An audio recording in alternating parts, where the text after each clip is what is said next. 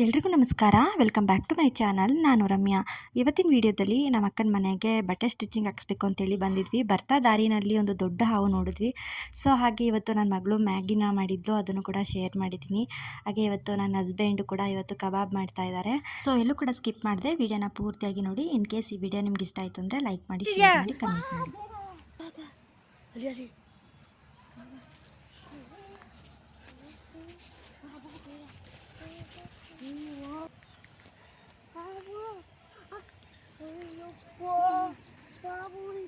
ಅಕ್ಕನ ಮನೆಗೆ ಅಂತ ಬರ್ತಾ ಇದ್ವಿ. ದಾರಿಲಿ ಅದೇ ಮಾತಾಡ್ಕೊಂಡು ಬರ್ತಾ ಇದ್ವಿ. ತುಂಬ ಬಿಸಿಲಿದೆ, ಎಲ್ಲಾದರೂ ಹಾವು ಕಾಣಿಸಿದ್ರೆ ಏನು ಮಾಡೋದು ಅಂತ ತಕ್ಷಣವೇ ಹಾವು ಕಾಣಿಸ್ತು. ಹಾಗೆ ನೋಡಿ ವಿಡಿಯೋ ಮಾಡೋಷ್ಟರಲ್ಲಿ ಅದು ಹೊರಟೇ ಹೋಯಿತು, ತುಂಬ ದೊಡ್ಡ ಹಾವು. ಸೊ ನಿಮಗೂ ಕೂಡ ತೋರಿಸೋಣ ಅಂತೇಳಿ ಆದಷ್ಟು ಟ್ರೈ ಮಾಡಿದ್ವಿ, ಹುಡುಕ್ತಾ ಇದ್ವಿ. ಸೊ ಎಲ್ಲಾದರೂ ಇದ್ದರೆ ವೀಡಿಯೋಸ್ ಮಾಡಿ ನಿಮಗೂ ಕೂಡ ಶೇರ್ ಮಾಡೋಣ ಅಂತ. ನಮಗೆ ಒಂಥರ ಏನೋ ಒಂಥರ ಖುಷಿ, ಹಾವು ನೋಡಿದ್ರೆ ಎಲ್ಲ ಭಯ ಪಡ್ತಾರೆ, ಬಟ್ ನಮಗೂ ಭಯ ಇದೆ, ಅಂದರೆ ಏನೋ ಒಂಥರ ಖುಷಿ ನೋಡೋದಕ್ಕೆ. ಸೊ ಹಾಗಾಗಿ ನಿಮಗೂ ಕೂಡ ತೋರಿಸೋಣ ಅಂತೇಳಿ ಬಂದ್ವಿ. ತುಂಬ ದೊಡ್ಡ ಹಾವು, ಕ್ಯಾರೆ ಹಾವು. ಉತ್ತಕ್ಕೆ ನುಕ್ಕೊಂಡಿರ್ಬೇಕು ಬಿಡು ಅಚ್ಚೋ.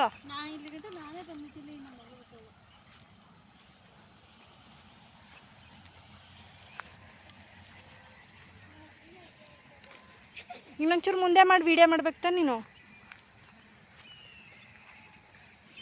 ಹದ್ದು ಬೇರೆ ಐತೆ ಮೇಲೆ.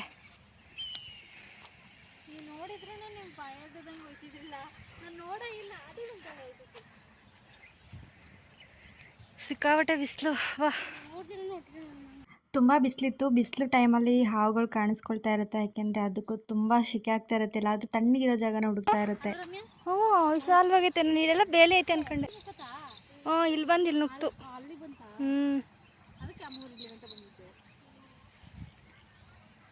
ಅದು ಅಲ್ಲೇ ಇದ್ರೂ ಇರುತ್ತೆ, ಇಲ್ಲ ಎಲ್ಲರೂ ಹೊಂಟಾಗಿರುತ್ತೆ ಆ ಪಾಟಿ ಬೇಲಿ ಒಳಗಡೆ. ಅಲ್ಲಿ ಹೋದ್ರೂ ಕಣ್ಣೆದುರುಗಡೆ ಹೋದ್ರೂ ಕಾಣಿಸಲ್ಲ, ಆ ಥರ ಐತಿ ಇಲ್ಲಿ ಅಲ್ವಾ.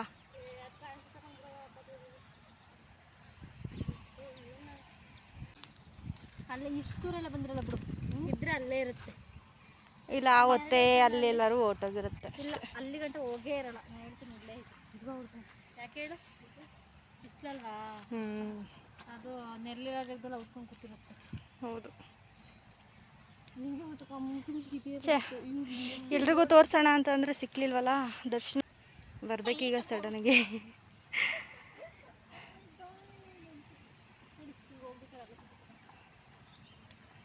ಅಲ್ಲಿ ಹೆಂಗಪ್ಪ ಹೋಗೋದೀಗ?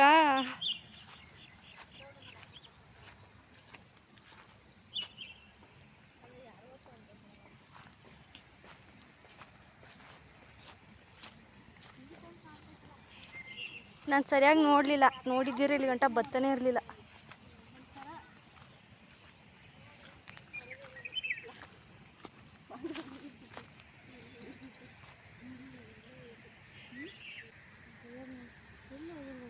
ಮರದ ಮೇಲೆ ಇರಬೇಕು, ಜಂಪ್ ಮಾಡ್ಬೇಕೀಗ.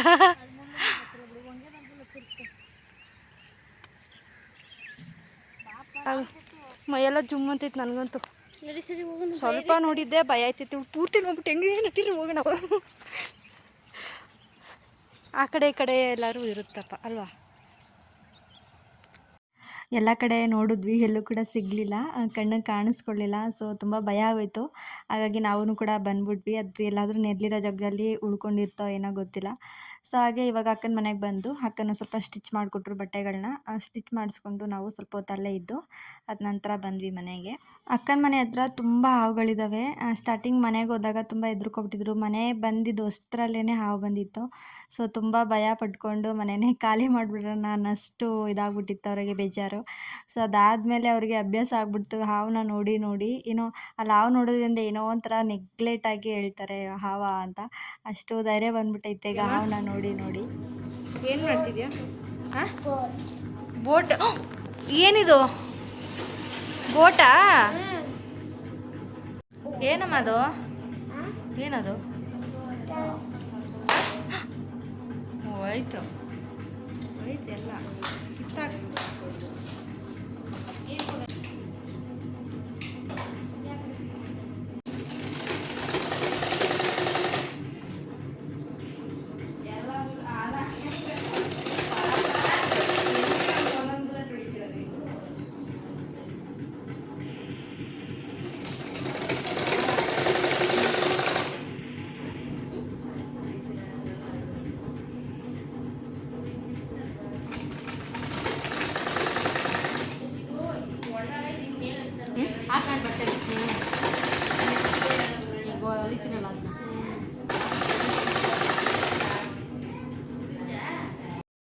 ಅಕ್ಕ ಬಟ್ಟೆನೆಲ್ಲ ಸ್ಟಿಚ್ ಮಾಡಿಕೊಟ್ಟಿದ್ದಾಯಿತು. ಹಾಗೆ ಇವಾಗ ನಾವು ನಮ್ಮ ಮನೆಗೆ ಹೊರಟ್ವಿ. ಹಾಗೆ ಇಲ್ಲಿ ನೋಡಿ ಪಕ್ಷಿಗಳು ಎಷ್ಟು ಚೆನ್ನಾಗಿ ಸಾಲಾಗಿ ಹೋಗ್ತಿದ್ದಾವೆ ನೋಡಿ, ಸಖತ್ ಖುಷಿ ಆಯಿತು. ಹಾಗಾಗಿ ಅದನ್ನು ಒಂದು ವೀಡಿಯೋ ಮಾಡಿದೆ. ಸೊ ಇವಾಗ ನಾವು ಹೋಗ್ತಾ ಇದ್ವಿ. ಈಗ ಮನೆಗೆ ಹೋಗೋದಕ್ಕೆ ಭಯ ಆಗ್ತಾಯಿತ್ತು, ರೋಡಲ್ಲಿ ಹೆಂಗಪ್ಪ ಹೋಗೋದು ಅಂತ. ತುಂಬ ಅಂದರೆ ತುಂಬ ಹಾವುಗಳಿದ್ದಾವೆ. ಅಂದರೆ ತುಂಬ ಬೇಸಿಗೆ ಟೈಮಲ್ಲಿ ತುಂಬ ಜಾಸ್ತಿ ಕಾಣಿಸ್ಕೊಳ್ತಾ ಇರ್ತವೆ. ಪ್ರಾಣಿಗಳಿಗೆ ಹಿಂಸೆ ಕೊಟ್ಟರೆ ಅದನ್ನು ನಮಗೆ ತೊಂದರೆ ಮಾಡುತ್ತೆ. ಸೊ ಅದು ಪಾಡಿಗೆ ಅದನ್ನು ಹೋಗೋದಕ್ಕೆ ಬಿಟ್ಬಿಟ್ರೆ ಏನೂ ಪ್ರಾಬ್ಲಮ್ ಆಗಲ್ಲ ಅಲ್ವಾ. ನೀನು ಯಾಕೆ ನಿಂತ್ಕೊತಿದ್ಯ? ನನ್ನ ಮನೆ ಬರ್ತಾನೆ ಕಣೆ. ನೀನು ಎಲ್ಲೋದ್ರೂ ಬತ್ತೆ ಕಡ. ನೋಡಿ ಇವನು ನನ್ನ ತಮ್ಮ. ವಿಡಿಯೋ ಮಾಡ್ತಿದ್ದೀರ? ಈ ಜಾಗದಲ್ಲಿ ಮಾತ್ರ ಫಾಸ್ಟ್ ತಮ್ಮ, ನನ್ನ ತಮ್ಮ. ಇವನು ನನ್ನ ತಮ್ಮ ಅಲ್ಲ, ನಮ್ಮ ಅಕ್ಕನ ಮಗ. ಸೊ ತುಂಬ ದೊಡ್ಡವನಾಗ್ಬಿಟ್ಟಿದ್ದಾನೆ, ಅಂದರೆ ನನ್ನಷ್ಟು ಹೈಟ್ ಬಂದಿದ್ದಾನೆ. ಹಾಗಾಗಿ ಸುಮ್ಮನೆ ತಮಾಷೆ ಮಾಡಿ ನನ್ನ ತಮ್ಮ ಅಂತ ಹೇಳಿ ರೇಗಿಸ್ತಿದೆ ಅವನಿಗೆ.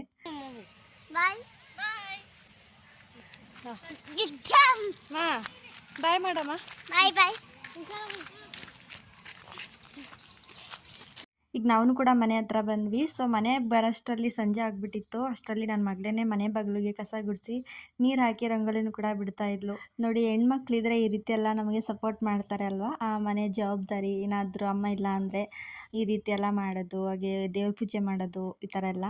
ಸೊ ಅವಳು ಕೂಡ ಇವತ್ತು ಅವಳು ಬರ್ತೀನಿ ಅಂತ ಹೇಳಿದ್ಲು ನಮ್ಮ ಅಕ್ಕನ ಮನೆಗೆ. ಸೊ ಅವಳನ್ನ ಕರ್ಕೊಂಡು ಹೋಗೋಕ್ಕಾಗಲಿಲ್ಲ, ಅದಕ್ಕೆ ಕೋಪ ಮಾಡ್ಕೊಂಡಿದ್ದಾಳೆ, ಮಾತಾಡಿಸ್ತಾನೆ ಇರಲಿಲ್ಲ ನನಗೆ.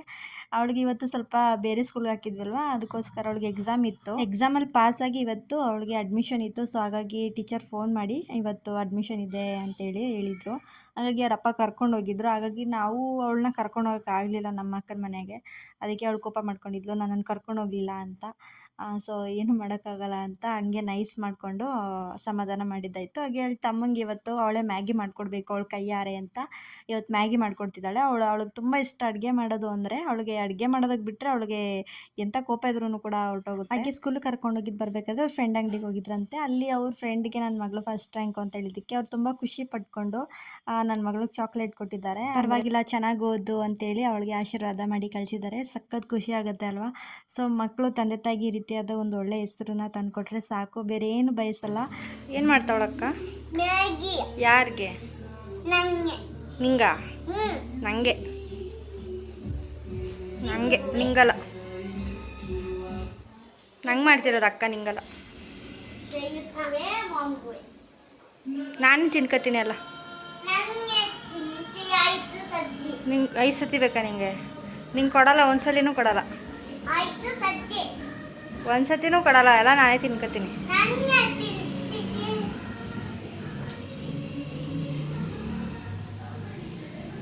ನಾನು ಹುಷಾರು ಜಾಸ್ತಿ ಎಲ್ಲ ನಾವು ಎಲ್ಲ ಹಾಕ್ಬಿಡು. ಮೆತ್ತಗೆ.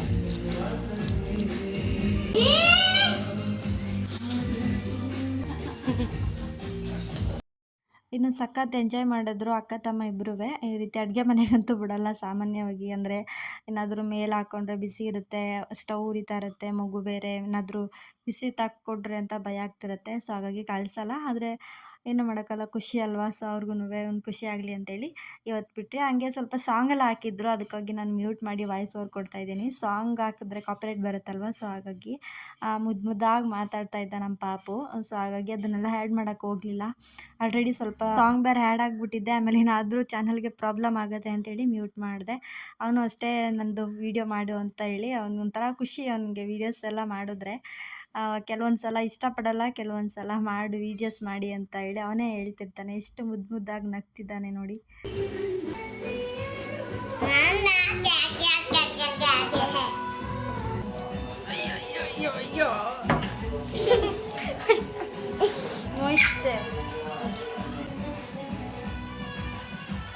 ಇನ್ನು ನಾನು ಜೊತೆಲೇ ಇದ್ದು ಮ್ಯಾಗಿನೂ ಕೂಡ ಮಾಡಿಸ್ದೆ. ಯಾಕೆಂದರೆ ಭಯ, ಕೈಗೆ ಬಿಸಿ ಮುಟ್ಕೊಂಡ್ರೆ ಅಂತ.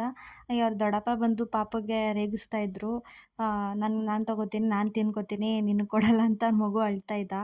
ಸಾಂಗ್ ಹಾಕಿರೋದ್ರಿಂದ ಇದನ್ನೆಲ್ಲ ಆ್ಯಡ್ ಮಾಡೋಕ್ಕಾಗಲಿಲ್ಲ. ಈಗ ಆಲ್ರೆಡಿ ತುಂಬ ಸ್ವಲ್ಪ ಸಾಂಗ್ಗಳು ಹಾಕ್ಬಿಟ್ಟಿದ್ದೀನಿ. ಸೊ ಹಾಗಾಗಿ ಆ್ಯಡ್ ಮಾಡಲಿಲ್ಲ. ಹಾಗೆ ಪಾಪು ಅಳ್ತಿದ್ದ ಅಂತೇಳಿ ಈಗ ಎಲ್ಲನೂ ಮ್ಯಾಗಿ ಎಲ್ಲ ಹಾಕ್ಕೊಡ್ತಿದ್ದಾಳೆ ನನ್ನ ಮಗಳು. ಇವಾಗ ಎಲ್ಲ ಅವನೇ ತೊಗೊಂಡೋದ, ಅಕ್ಕನಿಗೂ ಕೂಡ ಕೊಡಲ್ಲ ಅಂತೇಳಿ. ಅದಾದಮೇಲೆ ಅವ್ನು ತಿನ್ನಲೂ ಇಲ್ಲ, ಜಾಸ್ತಿ ತಿನ್ನಲ್ಲ, ಸುಮ್ಮನೆ ಮ್ಯಾಗಿ ಅಂತ ಹೇಳ್ತಾರೆ ಅಷ್ಟೇ. ಹಾಗೆ ನಮ್ಮ ಮನೆಯವ್ರು ಇಲ್ಲಿ ಸ್ವೀಟ್ ತೊಗೊಂಡು ಬಂದಿದ್ದರು. ಅವ್ರ ಫ್ರೆಂಡ್ ಅಂಗಡಿಲಿ ತುಂಬ ಚೆನ್ನಾಗಿ ಸ್ವೀಟ್ ಮಾಡ್ತಾರೆ, ಮಿಕ್ಚರು ಸ್ವೀಟ್ ಎಲ್ಲ.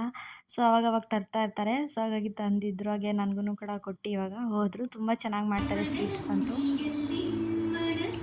ಚಾಯ್ದಾ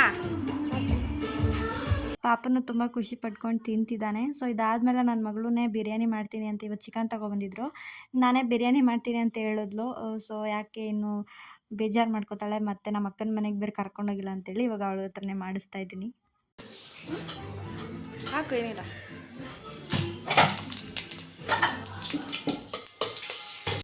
ನನ್ನ ಮಗಳಿಗೆ ಅಡುಗೆ ಮಾಡೋದ್ರಂತೂ ಸಿಕ್ಕಾಪಟ್ಟೆ ಇಷ್ಟ. ಅವಳಿಗೆ ಏನು ಹೇಳ್ಕೊಟ್ರು ಮಾಡ್ತಾಳೆ. ಅಂದರೆ ನಮಗೆ ಭಯ. ಹಂಗೂ ಇವತ್ತು ಸ್ವಲ್ಪ ಎಣ್ಣೆ ಹಾರಿಸ್ಕೊಂಡ್ಳು ಕತ್ತ ಹತ್ರ. ನಾನು ಅದಕ್ಕೆ ಬಿಡಲ್ಲ, ಸುಮ್ಮನೆ ಬೇಡ ಯಾಕೆ ಅಂತ. ಆದರೂ ಕೇಳಲ್ಲ ಅವಳು. ಮಾಡ್ತೀನಿ ಮಾಡ್ತೀನಿ ಅಂತಿರ್ತಾಳೆ. ಫುಲ್ಲು ರೆಸಿಪಿ ಎಲ್ಲ ಶೂಟ್ ಮಾಡ್ಕೊಂಡಿಲ್ಲ ನಾನು. ಆಲ್ರೆಡಿ ಇದನ್ನು ಶೇರ್ ಮಾಡಿದ್ದೆ. ಹಾಗಾಗಿ ಸುಮ್ಮನೆ ನನ್ನ ಮಗಳು ಮಾಡ್ತಿದ್ದಾಳೆ ಅಂತೇಳಿ ಶೇರ್ ಮಾಡ್ತಾಯಿದ್ದೀನಿ ಅಷ್ಟೇ. ಮಕ್ಕಳೇನಾದರೂ ಖುಷಿಯಾಗಿ ಮಾಡ್ತೀನಿ ಅಂತ ಹೇಳಿದಾಗ ಸ್ವಲ್ಪ ಅವಕಾಶ ಮಾಡಿಕೊಡ್ಬೇಕು.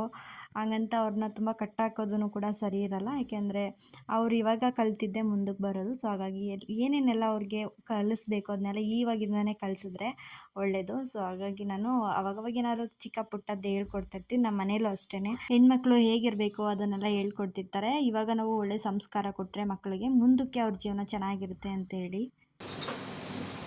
ಕುಂಬಳಕಾಯಿ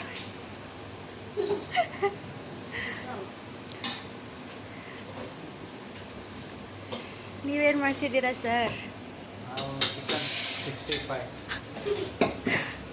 ಇವತ್ತು ಚಿಕನ್ 65, ಅದಕ್ಕೆ 1 kg ಚಿಕನ್ ತಗೊಂಡಿದ್ದೀನಿ. ಹಾಂ, ಅದಕ್ಕೆ ಬೇಕಾಗಿರೋ ಸಾಮಾನು ಐಟಮ್ಗಳು: ಅಚ್ಕಾರದ ಪುಡಿ, ಧನಿಯಾ ಪುಡಿ, ಸೋಂಪು, ನಿಂಬೆಹಣ್ಣು, ಉಪ್ಪು, ಅರಿಶಿನ ಪುಡಿ, ಇದು ರುಬ್ಕೊಂಡಿರೋ ಮಸಾಲೆ, ಏನೇನು ಹಾಕಿದ್ದೀರಾ? ಶುಂಠಿ, ಬೆಳ್ಳುಳ್ಳಿ, ಹಾಂ, ಕರ್ಬೇವಿನ ಸೊಪ್ಪು, ಕೊತ್ತಂಬರಿ ಸೊಪ್ಪು, ಈರುಳ್ಳಿ, ಹಸಿಮೆಣ್ಸಿಕಾಯಿ ಅಷ್ಟೇನಾ? ಇಷ್ಟು ಪೇಸ್ಟ್ ಮಾಡ್ಕೊಂಡಿದ್ದೀನಿ. ರಫಾಗಿ ಪೇಸ್ಟ್ ಮಾಡ್ಕೋಬೇಕು.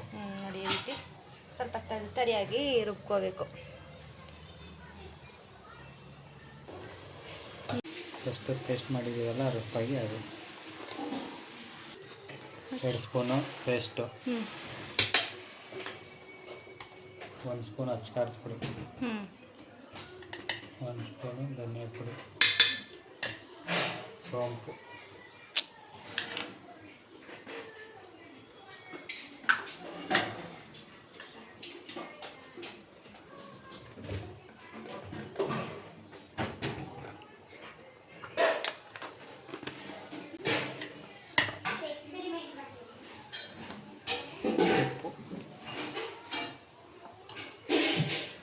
ಸ್ವಲ್ಪ ಆಯಿಲ್,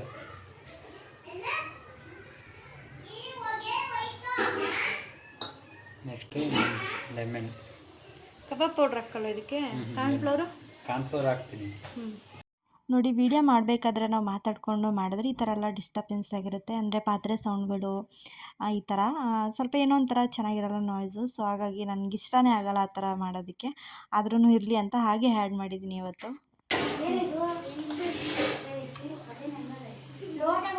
ಎಷ್ಟು? 2 ಸ್ಪೂನ್.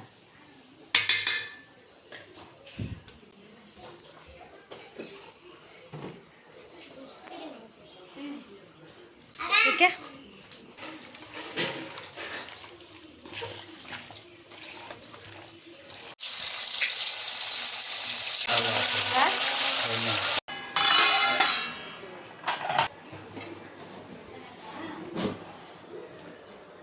ಸೊ ಇವಾಗ ನನ್ನ ಮಗಳು ಮಾಡಿರೋ ಬಿರಿಯಾನಿ ಹಾಗೆ ನಮ್ಮ ಮನೆಯವ್ರು ಮಾಡಿರೋ ಕಬಾಬ್ ಕೂಡ ರೆಡಿ ಆಯಿತು. ಸೊ ಸಖತ್ತಾಗಿತ್ತು. 2 ಟೇಸ್ಟ್ ಮಾಡಿದ್ವಿ. ತುಂಬಾ ರುಚಿಯಾಗಿ ಬಂದಿತ್ತು. ನನ್ನ ಮಗಳು ಕೈ ರುಚಿ ಅಂತೂ ಅದ್ಭುತ. ಅಷ್ಟು ಚೆನ್ನಾಗಿ ಮಾಡ್ತಾಳೆ. ಚಿಕ್ಕವಳಾಗಿದ್ರು ಅಷ್ಟೇ ತುಂಬಾ ರುಚಿಯಾಗಿರುತ್ತೆ ಅವಳ ಕೈಯಿಂದ. ಯಾವುದೇ ಅಡುಗೆ ಮಾಡಿಸಿದ್ರು ಅಷ್ಟೇ ತುಂಬಾ ರುಚಿಯಾಗಿರುತ್ತೆ. ಐ ಹೋಪ್ ಈ ವಿಡಿಯೋ ನಿಮ್ಗೆ ಇಷ್ಟ ಆಗಿದೆ ಅಂತ ಭಾವಿಸ್ತೀನಿ. ದಯವಿಟ್ಟು ಇಷ್ಟ ಆಗಿದೆ ಲೈಕ್ ಮಾಡಿ, ಶೇರ್ ಮಾಡಿ, ಕಮೆಂಟ್ ಮಾಡಿ, ಹಾಗೆ ನಮ್ಮ ಚಾನಲ್ನ ಸಬ್ಸ್ಕ್ರೈಬ್ ಮಾಡ್ಕೊಂಡು ನೋಡಿ. ಮುಂದಿನ ವಿಡಿಯೋದಲ್ಲಿ ಸಿಗ್ತೀನಿ. Thank you for watching.